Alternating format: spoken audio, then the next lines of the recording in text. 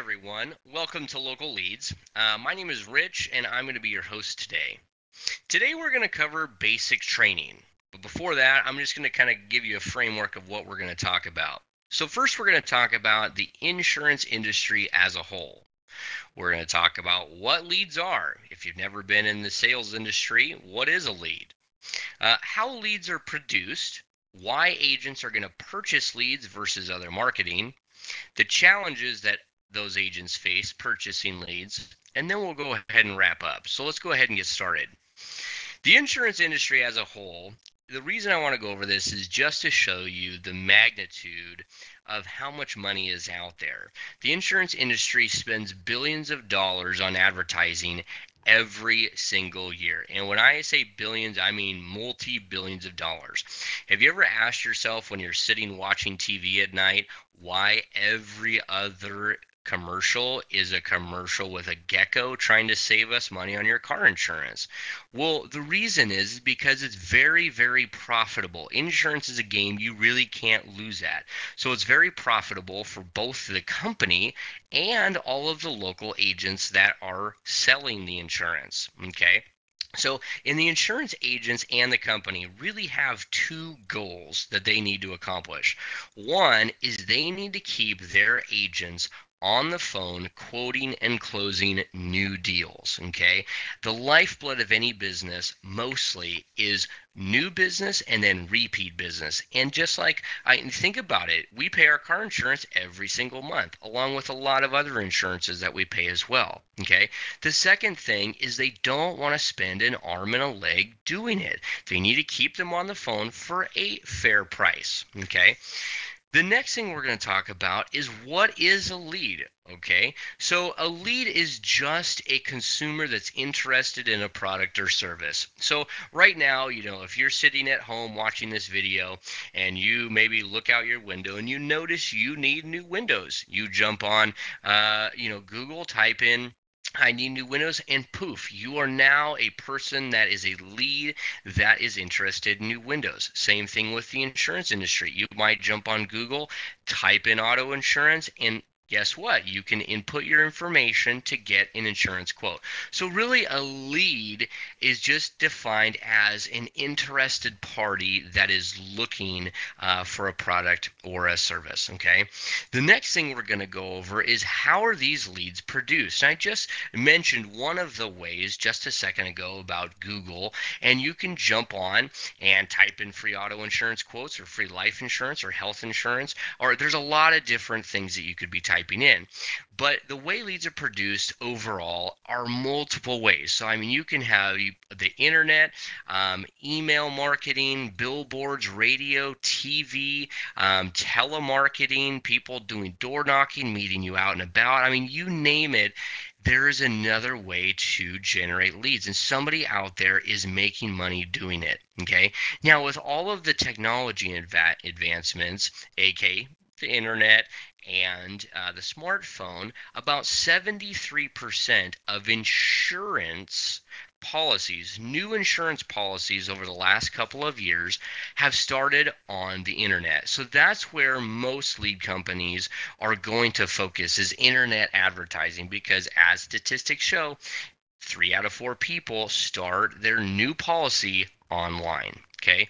Now let's talk about why insurance agencies or insurance agents are going to purchase leads. Well, one, insurance agents could go a traditional method. So they could spend their money on, let's say, TV or radio or billboards, mailers, that usually start with a very high investment. And when I say a high investment, I'm usually talking a couple $1,000s usually to get started. Okay.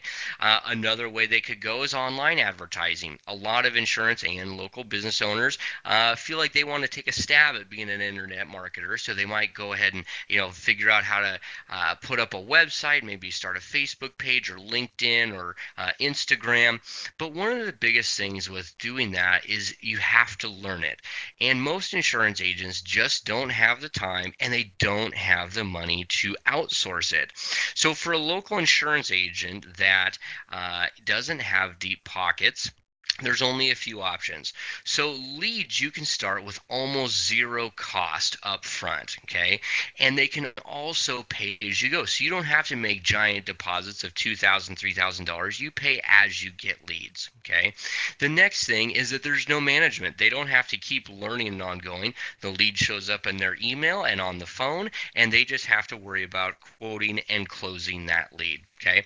So let's talk about what type of leads are available. Well, first one is going to be an email lead. This is where somebody would go online, they're going to input their information for an insurance quote, and the insurance agent is going to receive all of that information via email. So the name and address and contact information and whatever other questions that were required on the form. And each type of lead, so an auto insurance lead is going to have different information and different questions than a health insurance lead or life insurance lead. Because on a car insurance quote, you're going to need the type of cars. Right? So they're just going to receive that information by email, and then it's their job to go ahead and follow up with that lead or try to get in touch with them. The second type is live transfers. Now, along with the live transfers, with the email, you're also going to get a phone call. And live transfers are one of the most popular things right now because it's a higher quality lead. You as a salesperson have somebody that is on the phone ready to talk to you about your service or your product. And so for a lot of our clients, I'd probably say 90+% of our clients are live transfer clients. They want the data of the person that's requesting it, and they want to talk to them right now. But for some agencies, an email lead works better. If somebody is not typically in the office, maybe they're a one-man show, they couldn't just take a call whenever to quote somebody, an email lead allows them to follow up at their convenience. Okay, so those are the two types of leads, and we'll get more into that in more training videos of the pricing and the benefits and pros and cons of each of those. Okay. Now, the beauty about our program and selling this program is when you talk to insurance agents, they've all had the same experience. So they are all going to come up with the exact same objections. You're not going to be calling for a month or 2 or 3 months or 6 months down the road and all of a sudden a new objection comes up, because we've heard them all. There's only so many of them in the entire industry. So we're going to go ahead and cover all of those. So the first one is it's sold too many times. You know, the lead company decide to sell it multiple times to people in their area. Maybe somebody was incentivized. They got a gift card, or they're misled on the form that they were filling out. The data quality, it's a fake lead. You know, not every lead needs to be named Britney Spears, right? And then live transfer, or the refund policy and live transfers, we'll talk about last. Okay, so let's just go ahead and dive into these. The first one we're going to go over is going to be they're sold or shared. A shared lead is what they call it in the industry. So when you're talking to insurance agents, they're going to say, well, how many times do you share the lead or sell the lead? And you're going to be able to say, well, we only do 2 times. Okay, now the reason that's going to be a big deal is because the industry average, almost every lead company out there, will usually sell one individual lead to up to 5 to 8 agents. Okay, and what I mean by that is if you as a consumer jumped on Google and typed in auto insurance quote, and you found a website and it came up and you filled out your information to get a quote, that means what's going to happen is your information is going to be sold to about 5 to 7 agents in your local area, usually within about 20 to 50 miles of you. And all of those agents are going to try to give you a call.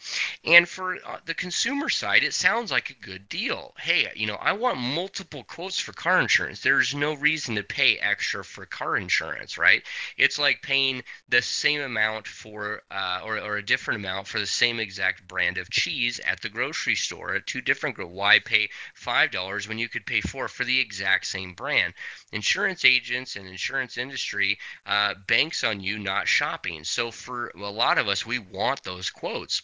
But the sad thing is most of us, even though we want multiple quotes, will usually do business with the first or second person that we talk to, depending on the price. And so when it gets sold 7 or 8 times, as an insurance agent, if I'm not quick on the phone, that's not a good thing for me. Okay, because that means there's going to be leads that I will never talk to. I might have paid you 10 or 15 or 20 or $30 for that information to that person, and now they won't even answer the phone because 18 other people have tried to call them today about an insurance quote. So with local leads, we only share it a max of 2 times because we believe, here's the thing, consumers want multiple quotes, but they don't want 100 of them. And so 2 to 3 is usually a really good average for people to get a good quote, save some money, and not be bombarded with people calling them. So our share cap is 2. Okay. Can be a big deal when you start talking to insurance agents. The next thing is going to be incentivized or misled leads. Now, the thing you have to realize is leads are valuable. And so if you submit information of a person that maybe doesn't want an insurance quote, that's not a good thing, especially for the insurance agents. The insurance agents, if we give them fake information, would get bad. I would as a salesperson. And so one of the things that you're going to run into when you're talking to insurance agents is that they are like, we don't want fake leads or incentivized leads or misled leads. And one of the things that happens that you'll hear about is Facebook games. All of us are very familiar with Facebook and Farmville. Well, in that game, you're going to need some coins. Well, somebody might get creative and say, hey, if you need 100 coins, fill out this form for an auto insurance quote and we'll give you 100 coins for your game. Well, a lot of people do that. Well, if you were a person that saw that pop up and wanted the coins for that game and you filled that out, you're really not a person that wants an auto insurance quote. You're somebody that wants to play your game, and this is a way to get some coins. So for an insurance agent, they don't want to purchase your information because it's not real. There's no real intent, okay? And so there's a whole bunch of other ways that people do that. Incentivizing or misleading people. One of the bigger things is surveys. Hey, fill out this survey and we'll give you a $5 gift card. And that would be another example of somebody, they filled out the survey and they gave all their information, but they're really not interested in a quote. And those are what we call invalid leads. And when we get into our credit policy, you'll see why that's so valuable that we do credit those. The next thing is data quality. One of the big things when somebody is online, they might mistype information, they might not fill out all the boxes. So for a lot of companies, they just don't check it. They feel like you can go ahead and deal with it as an insurance agent. An insurance agent doesn't want that. They want to spend their time doing what they're supposed to do and quoting and closing clients, not correcting data. And so one of the things that we do is we have a triple check guarantee that we put our information through 3 different filters, and our live transfers go through a 4th, which is a person, making sure that when an insurance agent gets the information of a lead, it is an accurate lead. It's not misspelled. It doesn't have a wrong address or wrong email or wrong cars or not enough cars or not all the drivers, or you didn't list that you might have had some sort of previous medical condition. Those type of things we want to make sure that we get rid of. Okay. Now, that being said, some of the biggest issues in leads you think would possibly get rid of with a live transfer. See, a few years ago when live transfers got really popular, everyone thought in the industry it would get rid of all of the negatives. Well, how could a live transfer, a live call, be a negative? How could that be a bogus lead? I mean, they're on the phone ready to talk to somebody. Well, what happens is that it's just a live transferred bad lead. So when we talked a few minutes ago about an incentivized lead, somebody that might have said on the website, fill out this information for your chance to win a free iPad. Well, you fill out that information, it gets sold to an insurance agent. We call you and let's say get you on the phone and say, hi, Mary Smith. Looks like you just requested an insurance quote. Let me verify some information and I'll get an agent for you. And what I do is I just verify your name and address. Well, more than likely, since you just put that in the internet 5 minutes ago or a couple minutes ago, your name and address are correct. Well, then I'm just going to go ahead and transfer you. So the biggest issue with live transfers, when you start talking to insurance agents about Well, I don't want to try live transfers. I've tried them and they weren't very good. Most of the time, it's because the live transfer company was only screening them for 30 to 60 seconds, maybe asking 2 or 3 questions. Okay, Bob, is this your name? Great. Is this where you live? Fantastic. Is this your zip code? Is this your phone number? And this is your email? All right, great. And you drive a 2002 Dodge Dakota? Fantastic. And then they transfer you. That doesn't do anything showing that you as a consumer are really interested in a quote. Really wanting to save money on your auto insurance or any other type of insurance that you might have been quoting. Okay, the way we solve that is our live transfer process is a total screening. So depending on what type of lead it is, it will be a longer conversation or shorter conversation. 3 to 5 minutes is our typical conversation that our agents have before they're transferred. And so the beauty of it is we get rid of all that junk that a lot of the rest of the industry does not. So that way our agents are getting the best quality lead that money can buy. Okay. Now, that does it for the